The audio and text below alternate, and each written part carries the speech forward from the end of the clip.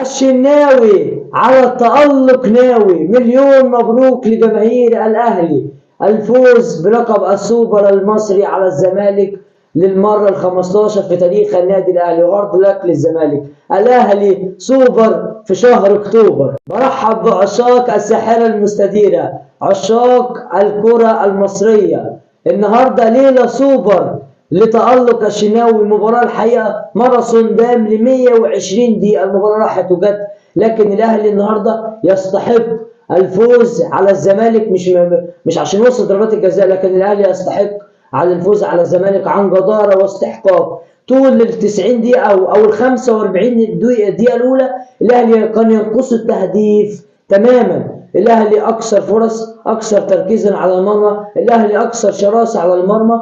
مفيش غير كرة للزمالك في الدقيقة 28 الهدف اللي اتلغى للجزيري، دي بس كرة